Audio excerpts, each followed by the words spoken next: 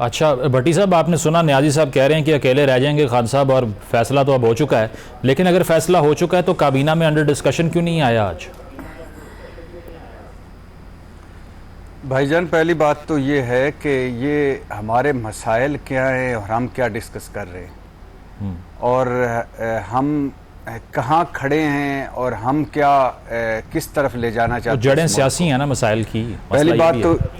पहली बात नहीं, ये सियासी मसाइल नहीं है भाईजान। सियासी मसाइल, सियासत क्या हमारे से 25 करोड़ से ऊपर होती है, हम पे कोई नहीं होती। ये जो हमारे वोट लेते हैं या हम जिनको मुंतखब करते हैं, हमारे मसाइल से इनका कोई ताल्लुक नहीं है। यानी हद के इज्जत आपने कानून बना दिया है, इंशाल्लाह खुद भी फंसोगे एक दिन, लेकिन आज ज़रूरत नहीं है एक ऐसे हद के इज्जत कानून की कि जिसमें 25 करोड़ की जो कदम कदम पर हतक हो रही है उसको रोका जाए। आपने सोशल मीडिया फायरवॉल नस्ब कर दी है, आप भी फंसेंगे इंशाल्लाह, मगर आज ज़रूरत नहीं ऐसी वॉल की जो नफरत और तकसीम ख़त्म करे। आप ऐसी वॉल आपको नहीं चाहिए जो बेरोजगारी, महंगाई, गुर्बत की फायर को कम करे। आप इमरान खान पर बगावत का मुकदमा कायम करना चाहते हैं, मगर ये पाकिस्तान अपना मुकदमा हार रहा है। इस मुकदमे पर भी तो लड़ें, इस फ्रंट पर भी तो लड़ें। 25 करोड़ अपने मुकदमा हार रहे हैं। आप पीटीआई को बैन करना चाहते हैं, कर लें, क्योंकि गड़े खुदने में आपका कोई सानी नहीं इस सियासत का और इस मुल्क का, तो आप कर ले। मगर जुल्म, बेइंसाफ़ी और ये जो ऊंच नीच है, ये जो ज़ात पात है, ये जो हमारे साथ जुल्म हो रहे हैं अवाम के साथ, इनको भी तो बैन करें। आप मनपसंद आर्डीनेंस ला रहे हैं, ले आएँ, मगर एक आर्डीनेंस ऐसा भी तो लाएं कि हुकूमत कहीं नज़र आए, हुकूमती रिट कहीं नज़र आए। आपने पीका एक्ट ले आए, बहुत अच्छी बात है। आपने उसके पीका एक्ट के तहत अदालतें भी कायम कर दी। रऊफ हसन साहब का मुकदमा भी गालिबन उसी एक्ट के तहत किया जाएगा ना जी। आप डिजिटल दहशतगर्दी खत्म करना चाहते हैं, बड़ी अच्छी बात है, लेकिन आप जो इस मुल्क की असल दहशतगर्दी है, जिसको अवाम से खतरा है, अवाम को जिससे खतरा है और मुल्क को जिससे खतरा है, क्या आप इस तरह नफरत और तकसीम में वो खत्म कर पाएंगे? जो मुआशी दहशतगर्दी है, जो आलमी तनाई है, जो अंदरूनी तकसीम है, उसको खत्म कर पाएंगे? देखिए, ये कोई हक सच की जंग नहीं है, ये पावर गेम है। कोई ऐसी बड़ी जमात मुझे आज तक नहीं मिली, कोई बड़ा ऐसा सियासतदान मुझे पार्टी हेड नहीं मिला जो वाकई चाहता हो कि एस्टेब्लिशमेंट की मुदाखलत के बगैर ये मुल्क चलना चाहिए। जब ये इक्तदार में होते हैं तो आर्मी चीफ बाप होता है। कल तहरीक इंसाफ भी यही कर रही थी, और army chief, even army chief पर तनकीद जो होती है वो गद्दारी होती है।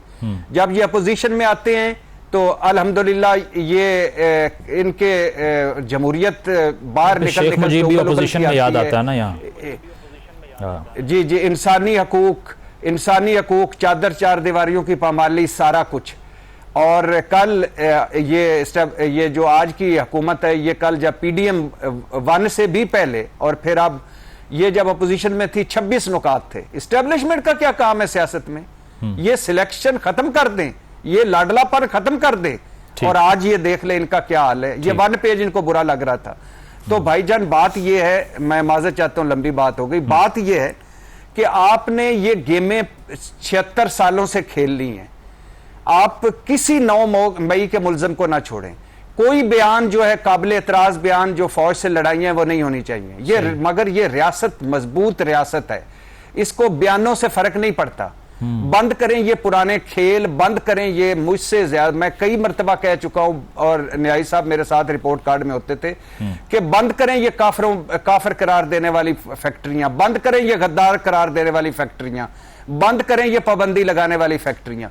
मुझसे ज्यादा मुहिब्बे वतन बेनजीर भुट्टो थी, नवाज शरीफ था, इमरान खान है।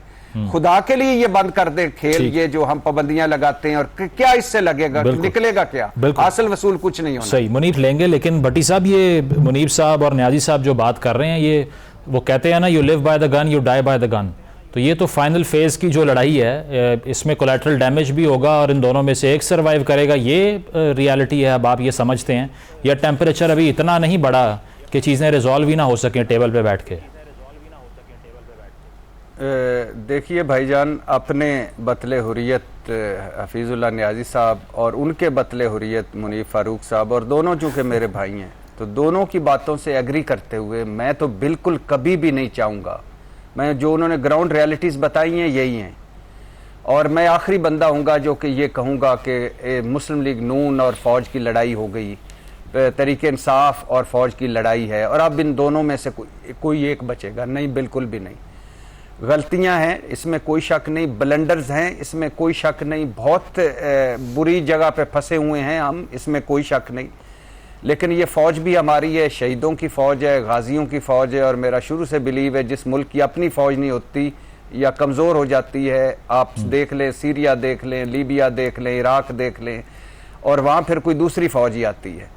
और पाकिस्तान तरीके इंसाफ इस मुल्क की सबसे बड़ी जमात है, और ये मुल्क की सबसे बड़ी जमात, सारी जमात ना दहशतगर्द हो सकती है, ना गद्दार हो सकती है, ना इमरान खान गद्दार हो सकता है। आप उनके 1 लाख मीर जाफर, मीर सादक या हफीजुल्लाह न्याजी, मुनीफ फारूक साहब, हम सारे इकट्ठे इस पे बोलते रहते थे कि मीर जाफर, मीर सादक बिल्कुल गलत है, और इसके अलावा न्यूट्रल और साजिशी और अलाकार, और फिर आगे सारा जो कुछ 9 मई एक शर्मनाक दिन। लेकिन हम ये कोई 19-20 के साथ ये देख चुके हैं और ये भुगत चुके हैं पिछले 74 सालों में, ये टॉम एंड जेरी का खेल।